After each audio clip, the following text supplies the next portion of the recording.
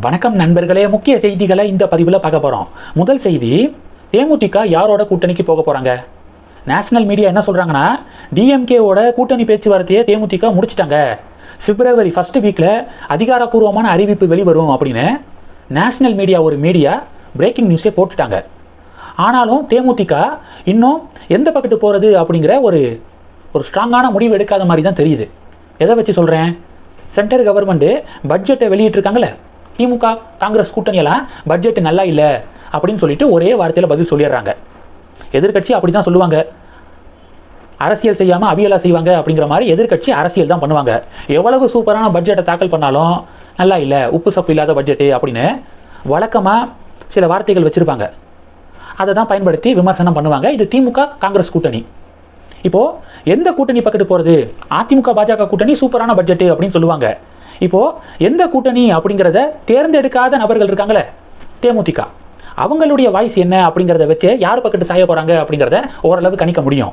ஆனால் அதுலேயும் சுதாரிச்சுக்கிட்டு ஒரு பாசிட்டிவ் ஒரு நெகட்டிவ் அப்படின்னு சொல்லிட்டு பேலன்ஸ் பண்ணியிருக்காங்க பிரேமலதா விஜயகாந்த் அவர்கள். பட்ஜெட் குறித்து என்ன சொல்லியிருக்காங்கன்னா, பாசிட்டிவும் இருக்குது நெகட்டிவும் இருக்குது. யானை பசிக்கு சோளப்பொரி மாதிரி இருக்குது இந்த பட்ஜெட்டு அப்படின்னு ஃபஸ்ட்டு ஒரு நெகட்டிவ் சொல்கிறாங்க. தங்கம் வெள்ளி விலை உயர்வை கட்டுப்படுத்த எந்த நடவடிக்கையும் இல்லை, எந்த அறிவிப்பும் இல்லை பட்ஜெட்டில் அப்படின்னு ஒரு நெகட்டிவ் சொல்லியிருக்காங்க. ஒரு பாசிட்டிவ் அதை பேலன்ஸ் பண்ணுறதுக்காக சாலை, ரயில்வே ப்ராஜெக்ட்ஸு, ஜவுளி பூங்காக்கள் போன்ற வரவேற்கத்தக்க அம்சமும் இருக்குது அப்படின்னு ஒரு பாசிட்டிவ். ஒரு நெகட்டிவ் ஒரு பாசிட்டிவ், ஒரு நெகட்டிவ் ஒரு பாசிட்டிவ், இப்படி கருத்து சொல்லியிருக்காங்க. அப்போ இதிலிருந்தே இனி எந்த கூட்டணி அப்படிங்கிறத முடிவெடுக்கலை தேமுதிக. ஒரு நெகட்டிவும் சொல்லுவோம், ஒரு பாசிட்டிவும் சொல்லுவோம் அப்படிங்கிற தோணியில் அவங்களுடைய ப்ரெஸ் மீட்டை பார்க்க முடிஞ்சிச்சு. தேர்தலே வரப்போது, இன்னும் எந்த கூட்டணி அப்படின்னு முடிவெடுக்கலையா அப்படின்னு கட்சியுடைய தொண்டர்களே இப்போ கொஞ்சம் மன வருத்தத்தில் இருக்காங்களாம். இது ஒன்று. ரெண்டாவது, ஜஸ்டிஸ் ஜிஆர் சுவாமிநாதன் அவர்கள்ட்ட நிபந்தனையற்ற மன்னிப்பு கேட்டிருக்காரு மதுரை மாவட்ட ஆட்சியர் நீதிமன்ற அவமதிப்பு வழக்கில். திருப்பரங்குன்றம் மலை உச்சியில் இருக்கக்கூடிய தீபத்தூணில் தீபம் ஏற்றணும், 6 மணிக்கு தீபம் ஏற்றணும், இல்லைன்னா 6:05க்கு நீதிமன்ற அவமதிப்பு வழக்காக பதிவு செய்யப்படும் அப்படின்னு சொல்லிட்டு ஜிஆர்எஸ் அறிவித்தார். அந்த அறிவித்ததுக்கு அப்புறமும் தீபத்தூணில் தீபம் ஏற்றலை. திடீர்னு 144 தடை உத்தரவை பிறப்பித்து தீபம் ஏற்றலை. நீதிமன்ற அவமதிப்பு வழக்கு விசாரணைக்கு எடுத்துக்கொள்ளப்பட்டது.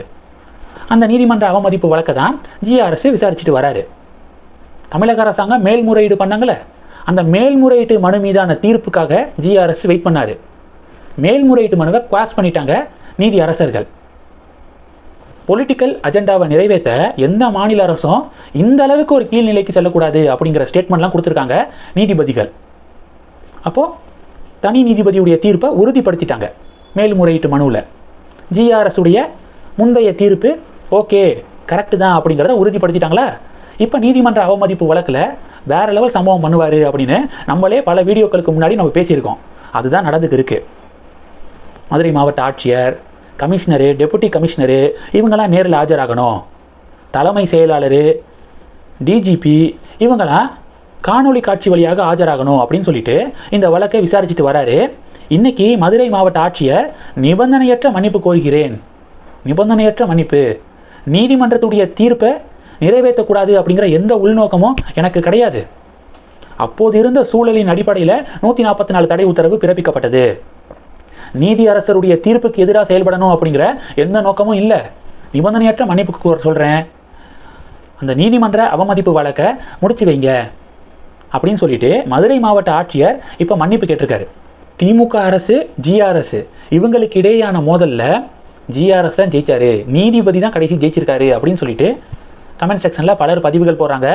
மேலும் இந்த செய்தி வெளியான பிரேக்கிங் நியூஸ் கமெண்ட் செக்ஷனில் பார்த்தீங்கன்னா, தீர்ப்பை உறுதிப்படுத்தணும், இந்த நீதிமன்ற அவமதிப்பு வழக்கை முடிச்சு வைக்க வேண்டாம், தீபத்தூணில் தீபம் ஏற்றினதுக்கப்புறம் முடிச்சு வைங்க, தீபத்தூணில் தீபம் ஏற்றணும் அப்படின்னு சொல்லிட்டு பலர் கமெண்ட் செக்ஷனில் கமெண்ட் பண்ணிக்கிருக்காங்க.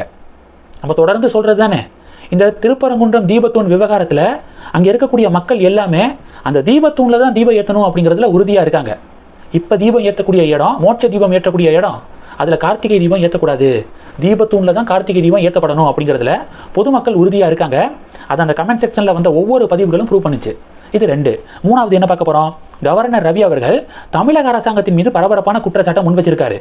பல்கலைக்கழக துணைவேந்தர்களை கவர்னர் தான் நியமிக்கணும், ஆனால் திமுக அரசாங்கமே நியமிக்கும் அப்படின்னு சொல்லிட்டு சட்டப்பேரவையில் தீர்மானத்தெல்லாம் நிறைவேற்றியிருக்காங்க. அதுக்கு எதிராக நீதிமன்றத்தில் கேஸ் எல்லாம் வழக்கு தொடரப்பட்டு வழக்கு விசாரணை நடந்துக்கிருக்கு.